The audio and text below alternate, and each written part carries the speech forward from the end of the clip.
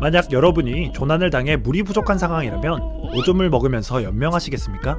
아니면 존엄을 지키며 메말라 죽어가시겠습니까? 당신은 이제 막 태어난 두 딸과 홀로 어머니를 책임져야 하는 상황입니다. 살고자 하면 죽을 것이고 죽고자 하면 살 것이다 라는 말을 들어보셨죠? 사실 오줌을 먹지 않는 것이 오히려 오래 살 수 있는 방법입니다. 오줌을 먹으면 탈수가 더 오거든요. 살아보겠다고 눈 질끈 감고 오줌을 마신 분들 안녕.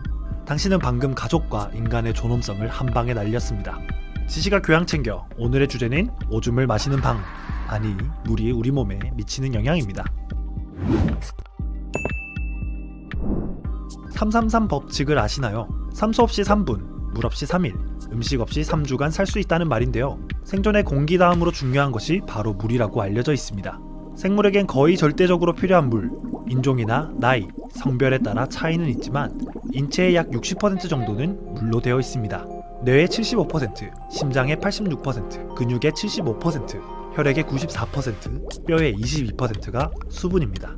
이제 보니 인간은 그냥 물탱크죠? 인간이 외부 충격에 왜 이렇게 약한지 알 것 같기도 합니다. 물풍선에 바늘만 툭 갖다 대도 금방 터져버리는 것처럼 우리 몸도 비슷하진 않을까 하는 말도 안 되는 상상이 될 정도로 체내에서 수분은 많은 양을 차지합니다. 이렇듯 물은 인체의 대부분을 차지하는 중요한 물질이기에 우리 몸에서 하는 역할 또한 굉장히 많습니다. 체온 조절, 혈압 유지, 노폐물 제거, 산소 운반, 영양소 운반, 면역물질 운반 및 분비, 세포간 정보 전달, 노화 방지, 피부 탄력 유지, 변비 예방, 이뿐만 아니라 인체에서 이루어지는 거의 모든 활동에 관여하죠. 그러니 체내에서 물이 조금만 부족해도 아주 큰 타격을 입겠죠? 수분이 정상 상태보다 1에서 2% 정도만 부족해도 심한 갈증이 느껴지고 5% 정도 부족하면 혼수 상태에 빠집니다. 10% 이상 부족하면 심근경색과 심장마비 가능성이 극도로 높아지며 20% 이상 부족할 경우 사망에 이를 수 있습니다. 우리가 딱히 의식하지 않아도 이 상태까지 잘 가지 않는 건 우리 주변의 식수가 너무나 잘 구비되어 있기 때문입니다. 또 적정 체액 농도가 1에서 2% 부족해지기 훨씬 전부터 갈증으로 찡찡대는 패시브가 자동 발동되니 어떻게든 물을 구해 먹을 수밖에 없게끔 되죠. 수분이 부족하게 되면 일어나는 현상으로 우선 혈액이 꾸덕해집니다. 한마디로 피가 땅콩버터처럼 된다고 생각하시면 돼요. 이렇게 되면 혈액이 원활하게 흘러가지 못하겠죠. 그러면 혈압이 떨어지고 혈액으로 운반되는 산소가 충분히 뇌로 전달되지 않아 현기증이 나고 판단력이 극도로 저하됩니다. 멀쩡한 상태로도 점심 메뉴 하나 제대로 못 고르는 게 인간인데 오죽하겠습니까? 게다가 환각까지 보게 됩니다.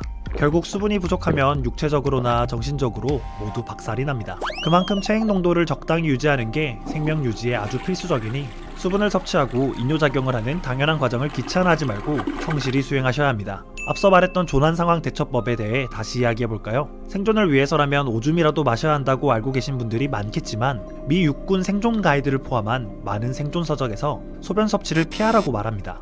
미국의 신장 전문의 제프 길리엄 박사는 소변 섭취가 바닷물을 섭취하는 것과 다를 것이 없다고 말하기도 했습니다. 오줌을 마시는 게 바닷물을 마시는 것과 같다면 왜 바닷물을 못 마시는지도 알아야겠죠? 간단하게 얘기해서 삼투현상 때문인데요.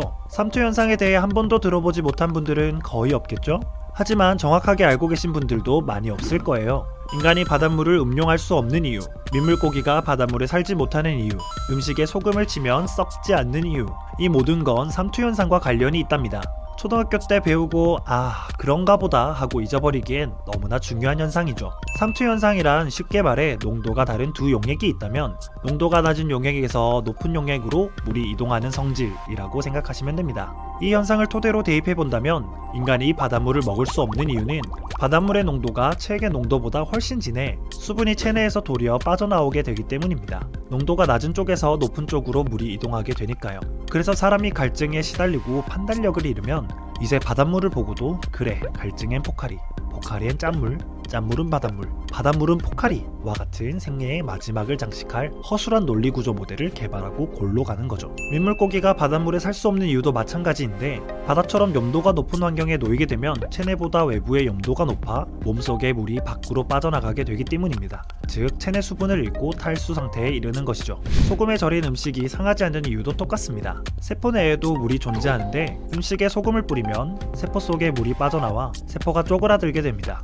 세포 내의 염분 농도가 일정 수준 이상으로 증가하면 미생물도 마찬가지로 활동을 멈추게 되죠. 부패의 원인이 미생물과 세균의 변식 때문인데 미생물이 살아가기 힘든 환경이 조성되니 더 이상 부패가 일어나지 않게 되는 것입니다. 지금까지 답은 알고 있었지만 원리는 몰랐던 현상들에 대해 그리고 우리 생명체에 미치는 지대한 영향들에 대해 알아봤습니다. 그동안 물 한 잔 마시는 일조차 귀찮아하던 우리가 부끄러워질 정도로 몸속에서는 많은 일들이 일어나고 있었는데요. 몸속에 신진대사를 관장하는 지휘자가 하나 있다고 가정하고 나와 지휘자가 역할을 바꾸어 내가 몸의 한상성을 유지하는 모든 기능을 지휘한다면 우린 우리 몸을 하루라도 제대로 살려놓을 수 있을까요? 오늘의 요약. 아무리 목이 말라도 오줌은 먹지 말자. 삼투 현상은 생각보다 많은 곳에서 일어난다. 인간은 물탱크다. 그래서 물탱크에 물이 부족하면 치명적이다. 이상 지시각 교양챙겨였습니다.